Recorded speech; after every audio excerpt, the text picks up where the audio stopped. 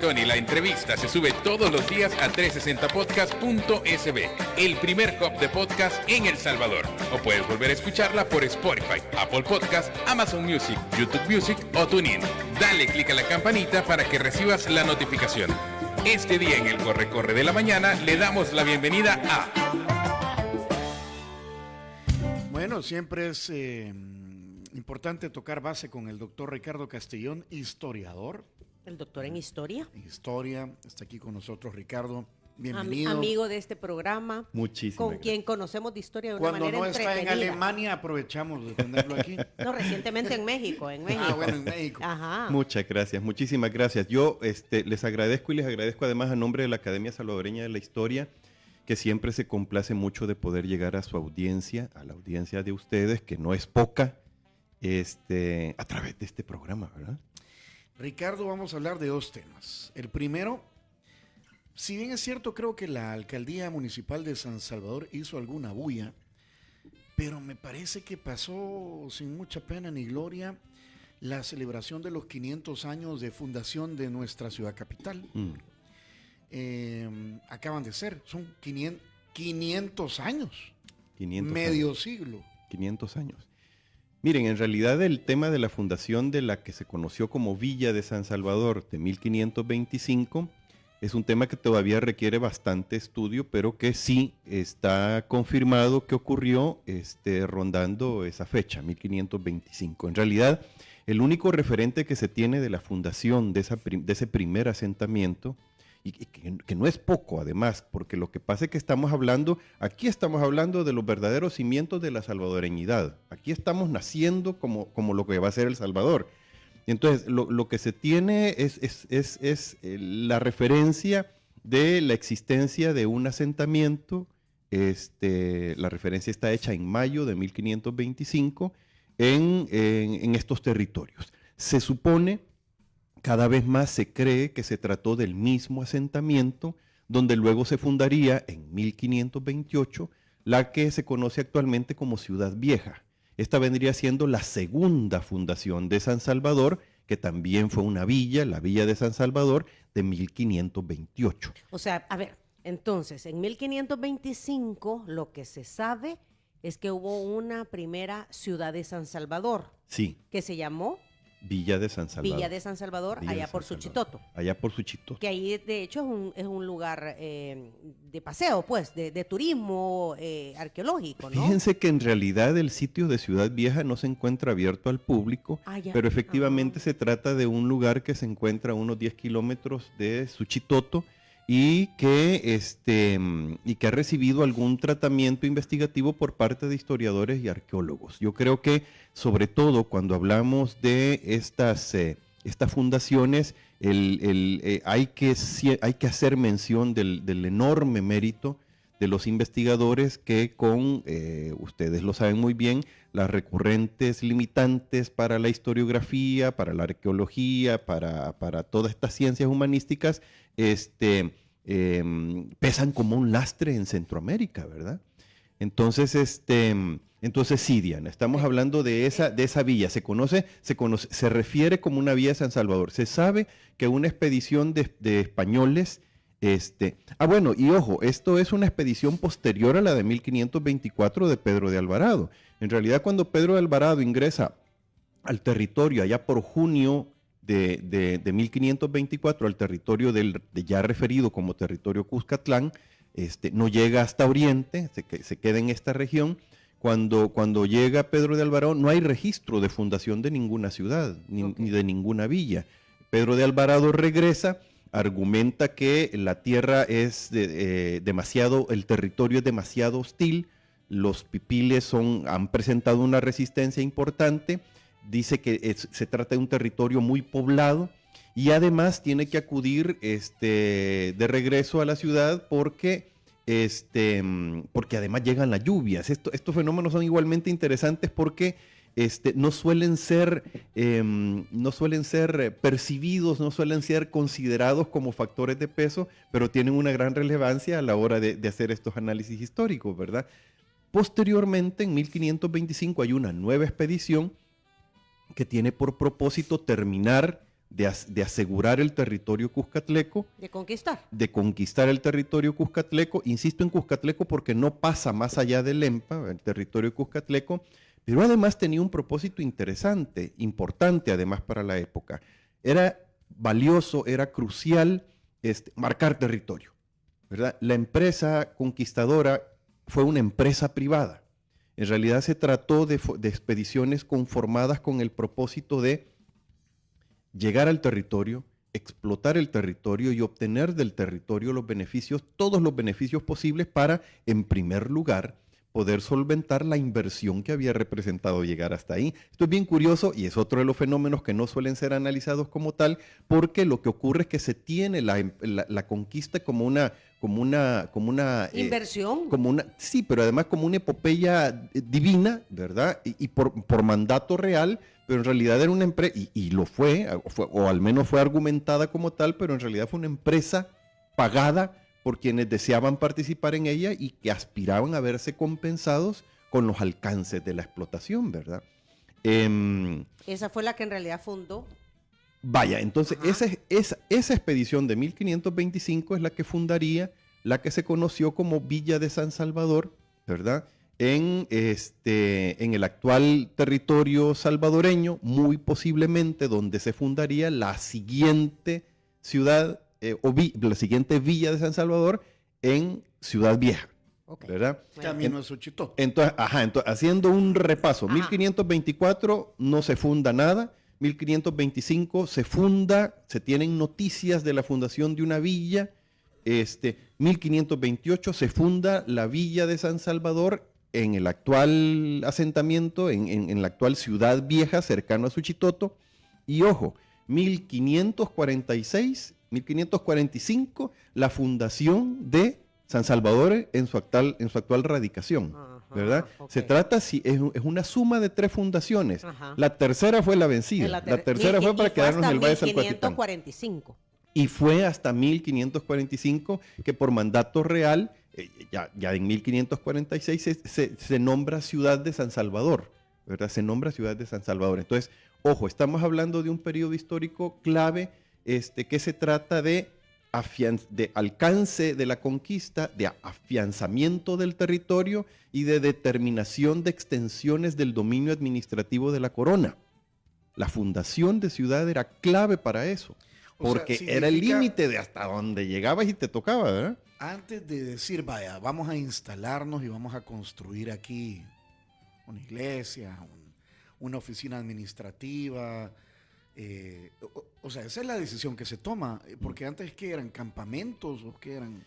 Bueno, para fundar ciudad había que acudir a una determinada normativa que incluía la fundación de un cabildo, la conformación de un cabildo, la delimitación de los terrenos y solares, la formación de ciudad siguiendo un esquema de damero, de cuadrícula, ¿verdad? ¿Han visto ustedes una superficie sobre la que se juega damas o la que se juega una cuadrícula en la que al centro hay una plaza central o plaza de armas que está rodeada por edificios administrativos del poder civil y del poder religioso? Lo clásico es lo que nosotros podemos apreciar en prácticamente la mayoría de los pueblos, de los asentamientos actuales en El Salvador. El centro con una plaza central, ¿verdad? A un costado la alcaldía, el cabildo colonial de la época, y en otro costado la iglesia como representación, como símbolo del poder divino, del poder religioso, ¿verdad? Y en el resto de lugares, los comercios, las casas La actividad comerciales. económica. Ricardo, hay un kilómetro cero que ha nombrado la alcaldía municipal de San Salvador. ¿Allí fue donde comenzó todo? Se supone que allí estaba la Plaza de Armas, la conocida como Plaza de Armas. Fíjense que esto, a propósito del campamento, Diana, es interesante porque la llamada Plaza de Armas era el centro del asentamiento, era el lugar estratégico del asentamiento, porque ahí era donde se quedaban a radicar los capitanes de conquista y los españoles, los soldados y jinetes españoles. Pero quizás volviendo al tema, se trataba básicamente de un asentamiento, efectivamente se trataba más de un asentamiento militar. Estos 2 primeros asentamientos de San Salvador fueron sobre todo campamentos, ¿verdad? En la época se les conocía como reales. Y se le llamaba en realidad también reales de conquista, y eran eso, eran como campamentos. En el asentamiento de 1525 no hubo un asentamiento formal como ciudad o una pretendida ciudad. Aldea, no, ni siquiera aldea. Era un campamento, pero la transición no se completó. Lo que se sabe es que hubo, que se conformó cabildo, ¿verdad? Pero nada más, no hubo repartición de solares, o sea, fue una cosa más bien improvisada. Ajá. Del campamento de 1525, los españoles y sus aliados indígenas, ojo, porque esta es otra de las cosas que suele obviarse, que eran miles, que eran muchos, ¿verdad?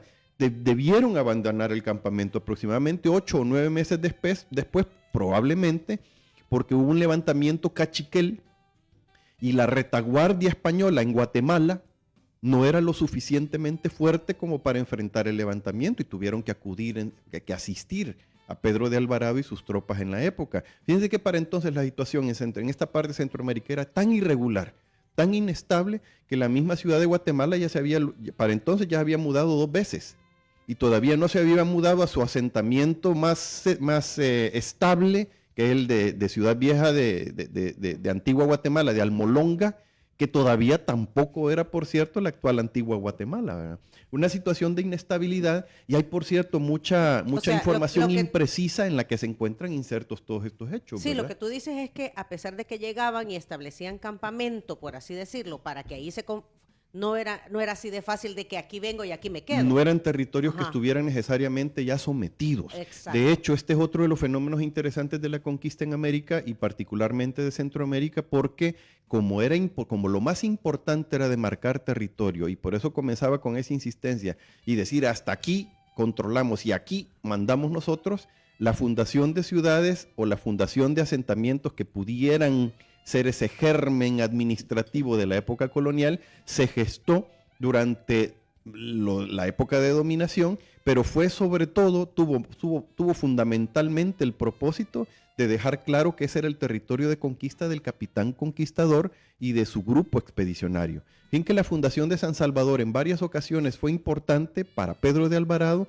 porque determinaba que hasta ahí llegaba, o más allá, la extensión de su dominio, sobre todo por la amenaza del avance conquistador desde el sur, ¿verdad? De las expediciones enviadas por Pedro Arias Dávila, inicialmente gobernador de Panamá y posteriormente gobernador de Nicaragua. Ahí andaba viendo también cómo fue una época, sometía. sí, fue una época bien particular de disputas por la explotación de las riquezas que estaban por develarse. De hecho, solo una cosa más, de hecho, esta amenaza desde Nicaragua es importante porque los documentos de la época muestran que Pedro Arias Dávila ya sabía de la existencia al norte de un territorio al que los indígenas de esta región llamaban Nequepio, que no terminaba siendo más que el mismo Cuscatlán, un territorio de grandes riquezas que motivaba o estimulaba mucho a Pedro Arias para querer alcanzarse. Sigamos avanzando. ¿Verdad? Sí. ¿Qué influencia tuvo el hecho de que pasara el Acelhuate River por esta zona?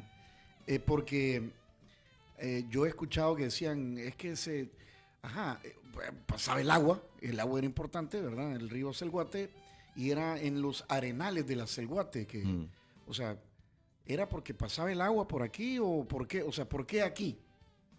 Normalmente en una fundación, bueno, en el asentamiento militar, tanto en el asentamiento tanto en el campamento como en la ciudad, era importante contar con un afluente de agua, ¿verdad? Con una fuente de agua, y un afluente natural como el Acelhuate fue una de las características que hicieron atractivo el Valle de Salcualtitán a la hora de hacer el movimiento desde aquellos lados de allá por Suchitoto para acá. Pero más decisivo en la disputa de los territorios de la época fue la separación que establecía el EMPA, por ejemplo, ¿verdad? Porque llegaba hasta el Lempa, sí, porque, territorio. miren, hasta 1532, por ejemplo, cuando San Salvador ya estaba en la actual Ciudad Vieja, aquí por Suchitoto, se tiene registro ya de las primeras encomiendas otorgadas a los españoles que habían tomado parte de la conquista del territorio.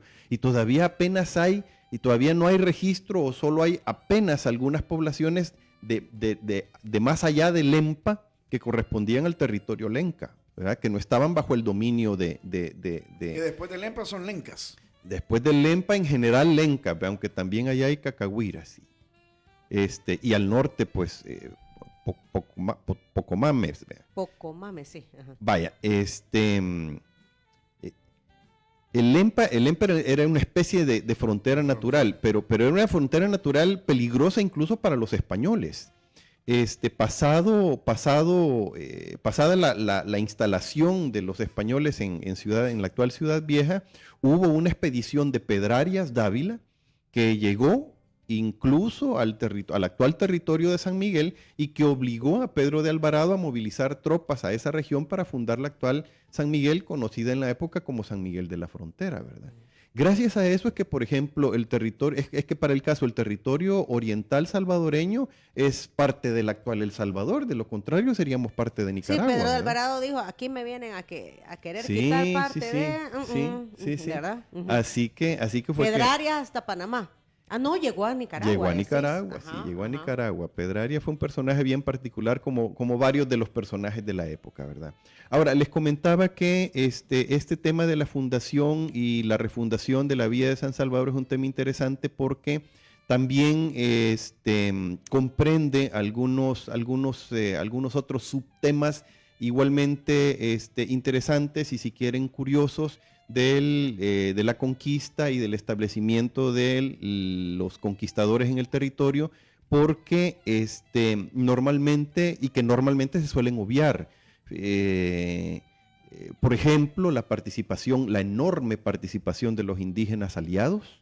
Se trató fundamentalmente, para el caso del actual El Salvador, de mexicanos, tlaxcaltecas, que luego se quedaron a residir en el territorio, y de ahí que contemos en la actualidad. ¿De acuerdo con los españoles? Sí, claro que sí, era una alianza importante. Estos vinieron desde México, desde la conquista de los tenochcas, allá en México, Tenochtitlán, ¿verdad? Cuando salió Pedro de Alvarado de México ya venía con una gran cantidad de tlaxcaltecas. Vamos a conquistar más abajo. Sí, y decía, muchos de ellos allá se quedaron... les voy a dar un pedazo de territorio. Por ejemplo, se quedaban como colonos y luego siguieron viniendo algunos más, aunque de eso todavía hace falta trabajar. Pero entonces, como estos también, como hombres de armas también venían mujeres. Esto normalmente no se trata, pero las mujeres fueron vitales. Las mujeres tenían que darle de comer a esa enorme cantidad de individuos armados.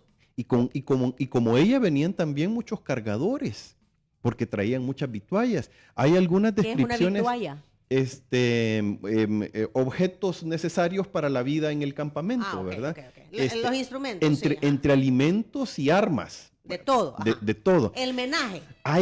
Fíjate ¿Qué le decimos ahora? Sí, el menaje. Hay relatos de la época bien curiosos que describen aquellas expediciones como prácticamente almacenes ambulantes, porque se trataba de expediciones que iban a requerir. Miren, ahí venían, por ejemplo, animales vivos, ¿vean?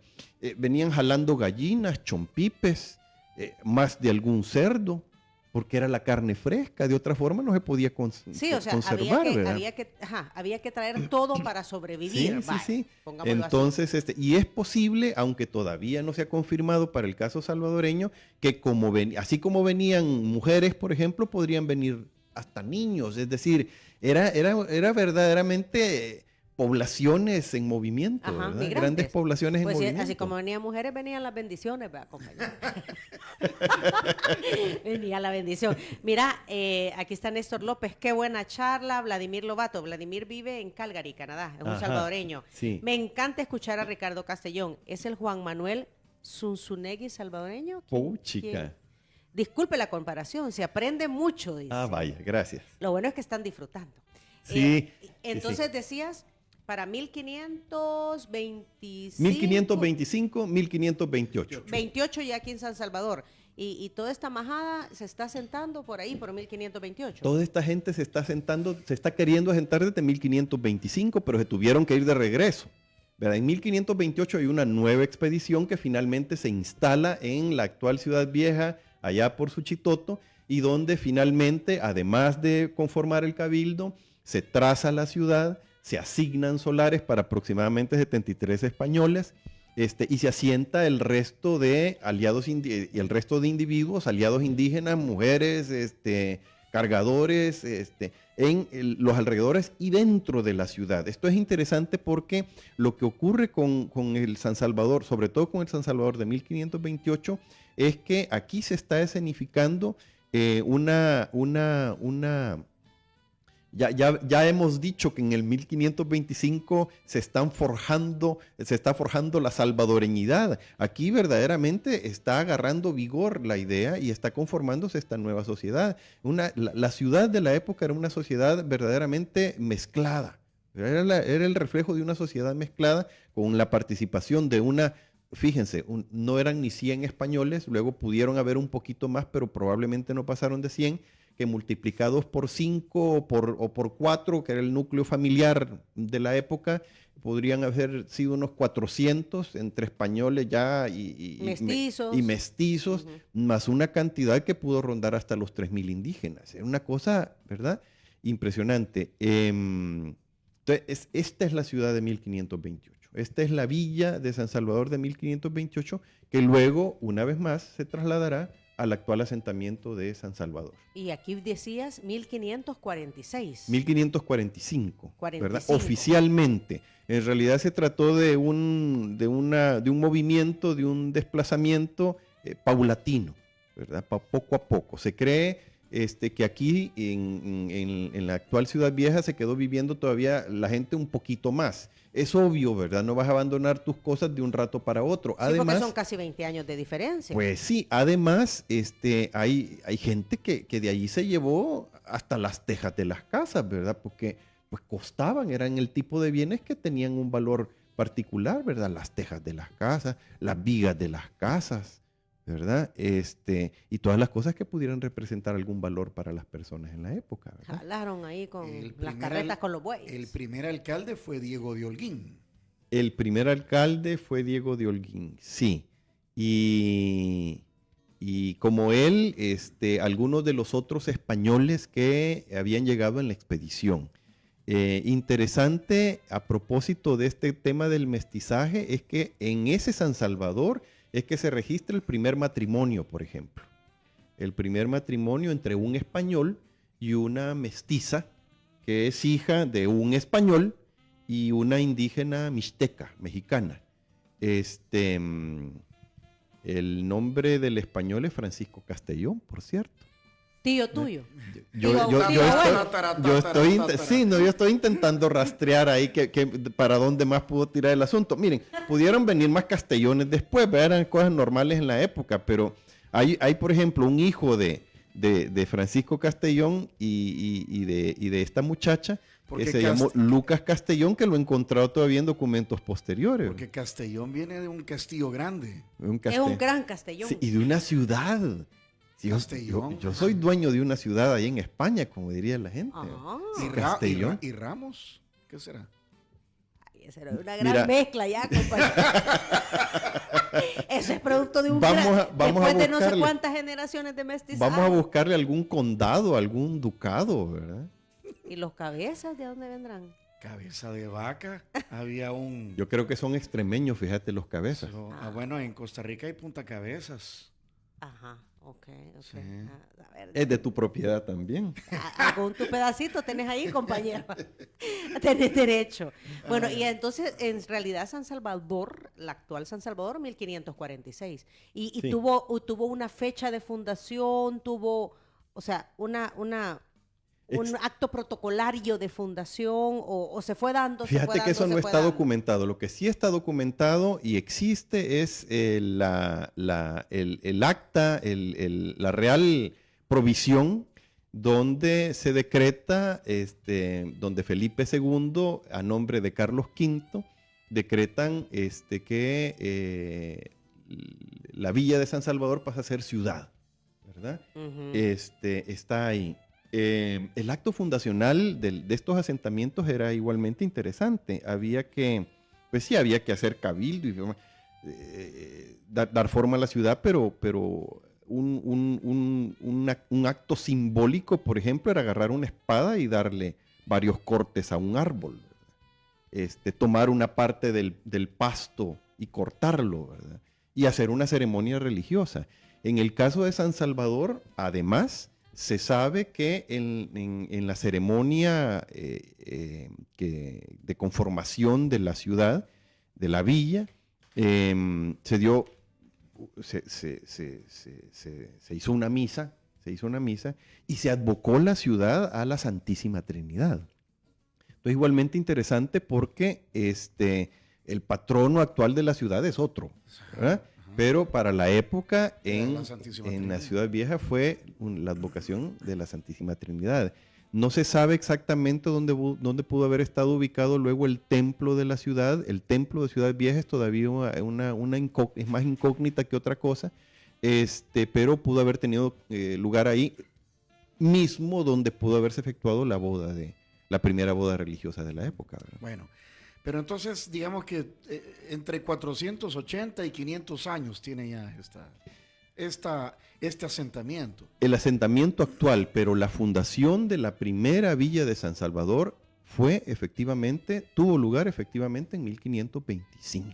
Lo que se conoce como... Lo que se conoce como San Salvador. Como San Salvador. Okay. Entonces, bueno, vamos a hablar de la Semana Santa también. Hay que hablar de las tradiciones de Semana Santa, lo que significa... Que el Viernes Santo no había que bañarse, no había que hablar fuerte. No habría que brincar. No había que brincar. Eso de los tarcigüines, vos que le andan dando. Si el árbol no daba fruto, le tenías que... No, pero los tarcigüines, compañero, que a puro latigazo te sacan los pecados, dicen. Sí. Bueno, mira, esto ya es una tradición también aquí. Sí, ya lo sé, ya lo vi. Mira qué rico que huele el Cherito Café, Ricardo, que orgullosamente, estamos hablando del Salvador, de su historia, y orgullosamente este café es 100% salvadoreño. Cherito Café usted también lo puede degustar, lo puede probar, llévelo para su vacación. Si va de viaje, llévelo de regalo, lo encuentra. A ver, Cherito Café está la tienda del Cherito en Bolengo Plaza, aquí en San Benito. También lo encuentra en las tiendas Tengo. Hay varias tiendas son Tengo. Unos contenedores. Verdecitos. Sí. Y bueno... en la tienda del SUC. Allá de artesanías, en el lobby del Hotel Trópico en San Miguel. O pídalo directamente en sus redes sociales, @cheritocafé.sb. Ya vino San Martín, ya estamos aquí. De hecho, nos adelantamos. Ya comimos. Ya estamos desayunando. Pues sí, es que Ricardo dijo, yo quiero esa avena ya, pásenla. Está bien rica la avena. Pásenla. Recuerde que ahí está el menú de verano en San Martín, en todas sus sucursales, abiertas desde las 6:30 de la mañana. Y gracias también a las amigas de Línea Rosa, que tienen mucha actividad, servicio de transporte conducido por mujeres. Esto le brinda a usted tranquilidad, confianza, seguridad. Búsquelos en las redes sociales y en Línea Rosa App.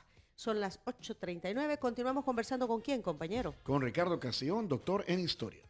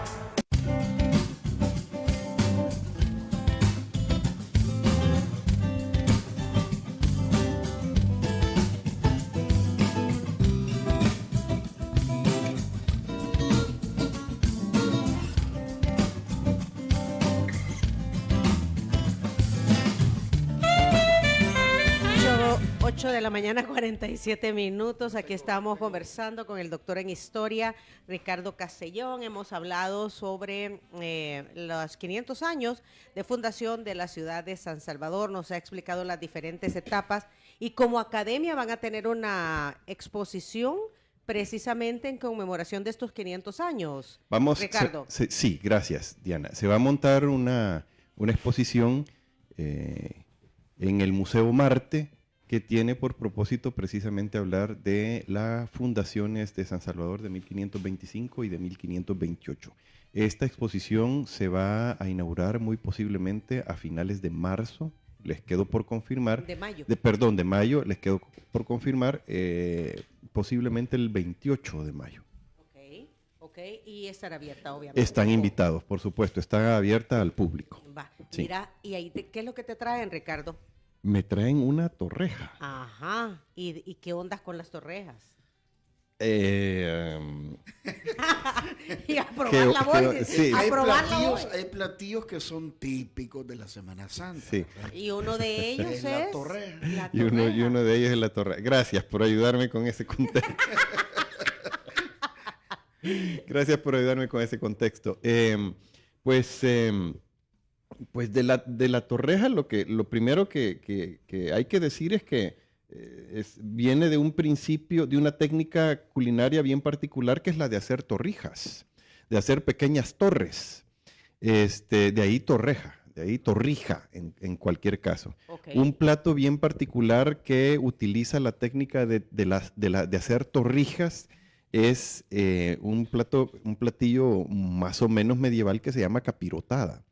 La capirotada tenía por principio colocar una base de determinada carne de res si quieren, luego colocar una torrija, luego colocar una capa de pan, ¿verdad? Luego una capa más de carne, pollo si quieren, luego una capa más de pan, luego una capa de embutidos y una capa más de pan y alguna otra cosa. Y si se fijan, se va armando una pequeña torre, una torrija. Como la de Lorenzo Parachoque. De ahí lo de torrija. Ajá. De lo de hacer una pequeña torre, ¿verdad? De ahí viene la torrija. Se saca el pan y se prepara esto, ¿verdad? Y luego se adereza con algo dulce. Yo me acuerdo que en otras conversaciones que hemos tenido al respecto, tú has hablado mucho que la herencia de los dulces salvadoreños es árabe, ¿verdad? Ah. Y que se ocupaba también este tipo de alimentos para que durara varios días sin ninguna refrigeración, pues, ¿verdad? Efectivamente, porque el azúcar opera de esa forma. Ahora, lo interesante es que la inclinación por lo dulce también está presente en nuestras culturas mesoamericanas, particularmente en torno a la miel. La miel no era desconocida, obviamente, y lo curioso en este caso, lo interesante en este caso es que venía de un grupo de tipos de avispas que son las avispitas meliponas. Son estas pequeñitas que no sé si ustedes ya las han visto. Cada vez hay menos, porque son menos fieras que las abejas que producen miel actualmente, que son de origen africano, además. Abejas meliponas. Te voy a mandar fotos de las que meliponas. llegan a mi casa. Que son distintos de los chumelos. A eso iba. ¿Verdad? Son las que producen miel de chumelo, por ejemplo. Que después, además, es el mismo sitio que ocupan los chocollos para hacer los talchinoles. Nos estamos poniendo bien agrícola, ¿verdad? Entonces, ¡Qué fíjense. bien! El Sí, tachinol porque es el nido. El tachinol es el nido de los chocollitos. De los chocollitos. Va, Tachinol. entonces, miren, lo interesante aquí, fíjense, a propósito de ese comentario, es que de verdad reparemos que en mucho de las tradiciones actuales, salvadoreñas actuales, está nuestra raíz agraria. Vean, nosotros, siempre que puedo lo digo, somos una sociedad fundamentalmente agraria. Si nosotros somos de ciudad hasta prácticamente el siglo XX, ¿verdad?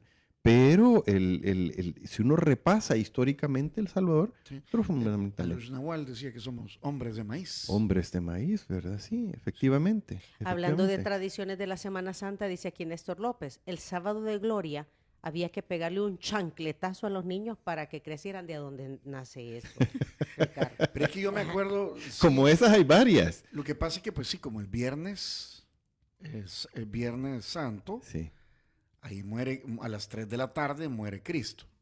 sí. Entonces entraba uno en entonces el silencio. Sí, la y constrición, ¿verdad? ajá, y entonces había que estar como Muy sosegado. como en modo penando, Sí, exacto. ¿verdad? Exacto. Miren, esto tiene mucho que ver además En con la tradición silencio. barroca colonial nuestra, ¿verdad? Si se fijan ustedes, en las mismas imágenes de las procesiones, son imágenes con unos gestos dramáticos, ¿verdad? En una actitud verdaderamente dramática. El drama es propio de las sociedades barrocas y el drama fue transmitido a nosotros de esa forma, porque era la manera en la que había que mostrar la necesidad de la fe, a través del sufrimiento, lo sufrida que puede ser la vida humana sin la asistencia espiritual de Dios, ¿verdad? La sociedad barroca de la que somos reflejos nosotros con este tipo de cosas también está expresada en la gran cantidad, en el colorido que nos gusta tanto, o en el aprecio por los lugares muy llenos de cosas, ¿verdad? Este reflejo. Ahora, recuérdense que en el desconocimiento humano siempre, al auxilio del desconocimiento humano siempre acudió la imaginación, ¿verdad? La imaginación y la explicación de lo sobrenatural, ¿verdad?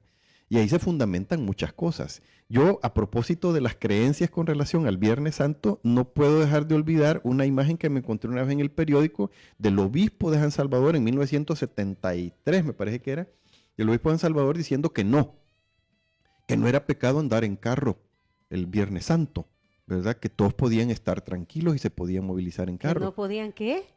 Que no era pecado andar en carro, ¿verdad? Okay. Entonces, no, y como esas, muchas otras. No, Y sí, yo me acuerdo que no se podía correr, definitivamente no se podía correr cuando No, uno no, era... no, ni saltar. El No, ni viernes saltar. destapo una cervecita el Viernes Santo y se me quedan viendo mal.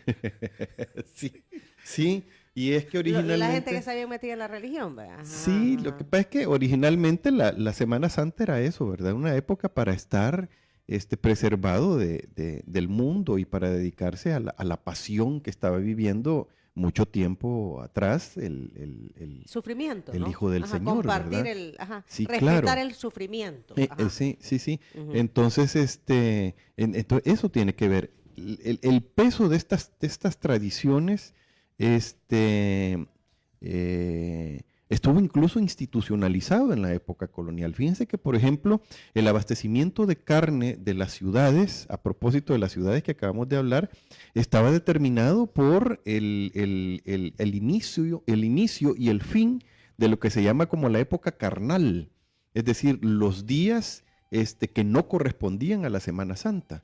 Hasta después de la Semana Santa es que se hacía postura, es que los empresarios, los comerciantes, los ganaderos hacían posturas para ver quién resultaba elegido en el abastecimiento de carne de las ciudades. Pues la Semana Santa era Prohibido. no se podía comer carne, ¿verdad? Entonces, automáticamente tampoco se podían efectuar transacciones que implicaran la manipulación de la carne, ¿verdad? Ujú.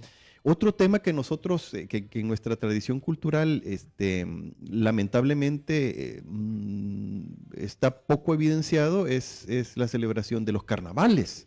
¿Verdad? Los carnavales. Ay, eso me gusta a mí, esa explicación que nos has dado. Que debería ser la época de soltarse en la vacación de Semana Santa.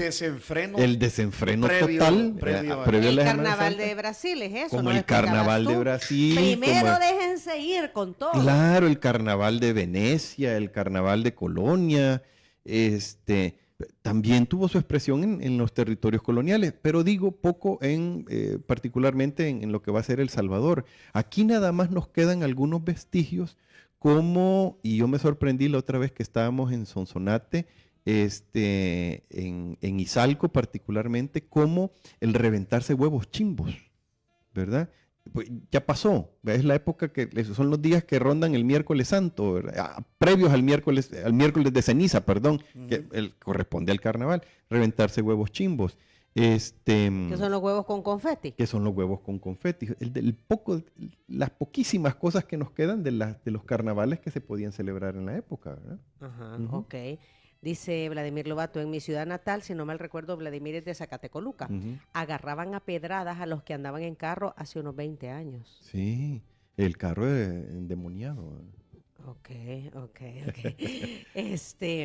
Y hoy que todo eso está como desvaneciéndose O se está quedando muy o local, se está vaya. quedando, ajá. Porque en El Salvador creo que Izalco es el lugar más religioso, ¿verdad? Es uno de los lugares. En donde se respeta el Santo Entierro, etcétera, etcétera, etcétera. Miren, es uno de los lugares. Yo creo que algo más se está haciendo por intentar rescatar estas tradiciones. La otra vez, no recuerdo con quién hablábamos, de esta tradición de que los niños van por las casas pidiendo comida, de los canchules, que van por las casas pidiendo comida y de que la gente y cantan, hay un pequeño canto, hay una cancioncita de que canchules somos, viniendo comida pedimos, porque no sé qué, no sé cuánto, no recuerdo bien, y la gente les da la comida y entonces se van. Son tradiciones que no son necesariamente de determinadas localidades, sino que originalmente estaban más generalizadas, pero que poco a poco se han ido perdiendo, ¿verdad? Eso nunca lo había escuchado yo. Tenemos que hablar, Ajá. sí, tenemos que hablar de los canchules. Ajá, fíjate, sí. Porque, y eso era normalmente para Semana Santa. Eso ocurría, déjenme ver, ¿cuándo es que tiene lugar el tema de los... Sí, tiene que ver también por esta época.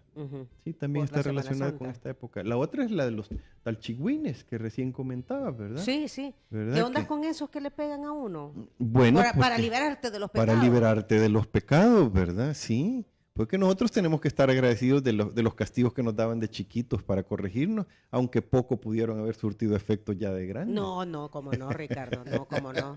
Si no nos hubieran impuesto disciplina, ¿quién sabe? Era otra generación. Sí, ahora Ajá. se utilizan otros medios. A lo mejor ahora vendría bien para ser prohibirles a los hipotes los teléfonos celulares el Viernes Vaya, Santo. ¿verdad? vaya. Sí, Mira, Ese Ricardo, día para hacerlo guardado con sufrir. llave en una gaveta. para que compartan el... Nos queda un par de minutos de entrevista.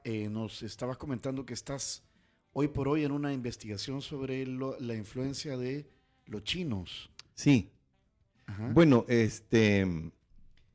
sí, se trata de una investigación que tiene por propósito referir el tráfico de bienes chinos, pero en la época colonial.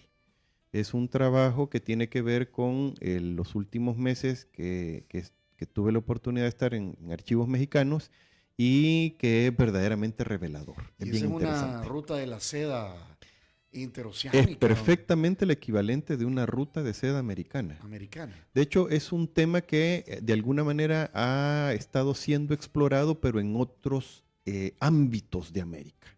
Mi interés es que Centroamérica también se tome en cuenta en esos ámbitos y es verdaderamente revelador. El papel de Centroamérica es revelador por una circunstancia bien sencilla.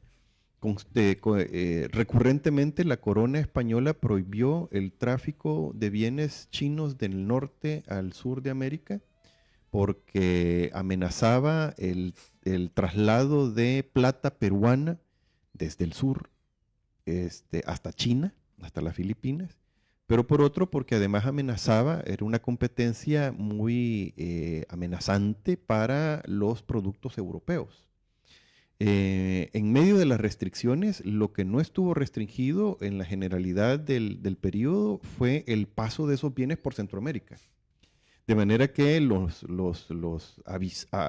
avesados comerciantes de la época y funcionarios reales concibieron que las mercancías llegaran a Centroamérica para que ahí se embarcaran al sur, sin que hubiera prohibición. Sí. Y del sur hacia el norte se hiciera lo mismo, ¿verdad? Así que por ahí va el asunto. Hay mucho de qué hablar. Yo no he presentado todavía oficialmente esta investigación, pero cuando así sea, también va a ser un gusto que hablemos más del asunto. Ok, son las 9. Y lo otro es la investigación sobre el chocolate.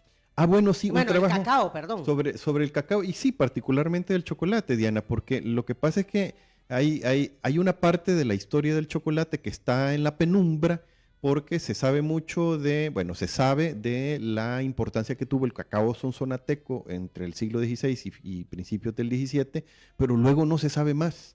Y luego nada más volvemos a tener pista del chocolate cuando aparecen los ricos chocolates suizos en el siglo XIX. Entonces mi propósito es develar esa parte de la historia de Centroamérica expresada en mucho, por ejemplo, con la tablilla, ¿verdad? Una especie de... Que ese es el que se queda a nivel local. Que ese es el que se queda a nivel local, y que es el que degustamos, ¿verdad? Sobreviviendo en los espacios domésticos fundamentalmente. Con ¿verdad? las pupusas, Sí. ¿verdad? Un chocolatillo. Sí. Sin embargo, el cacao producido en El Salvador es muy cotizado en Europa Sí, sí, para sí. hacer chocolate. Bueno, y lo que pasa es que además el cacao es mesoamericano. Uno de los primeros lugares de cacao actualmente corresponden a países africanos en exportación mundial. Pero el cacao es mesoamericano, ¿verdad? Hay mucha disputa sobre el origen del cacao, pero muy posiblemente el cacao pudo haber tenido su origen, las cepas más antiguas pudieron haber tenido su origen en el actual Honduras, por ejemplo, ¿verdad? Pero bueno, igual, de eso hay Honduras más también que está hablar. exportando cacao para Actualmente Europa. Honduras sí. Ajá, Honduras también. está exportando. Bueno, es más que interesante siempre conversar Gracias, Ricardo. contigo. Aquí está, en Facebook nos escribe.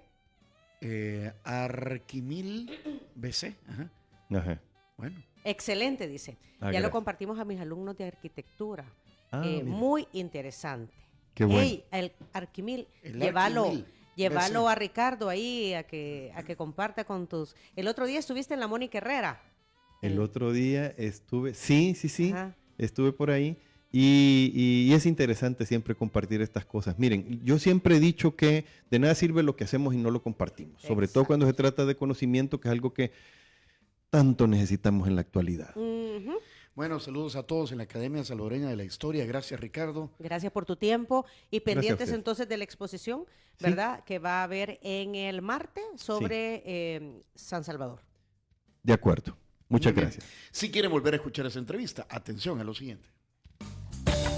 Si quieres volver a escuchar esta entrevista, ingresa a 360podcast.sb, el primer hub de podcasteros salvadoreños. Sigue a Diana Verónica y Tony la entrevista en Spotify, Apple Podcasts, Amazon Music, YouTube Music o TuneIn.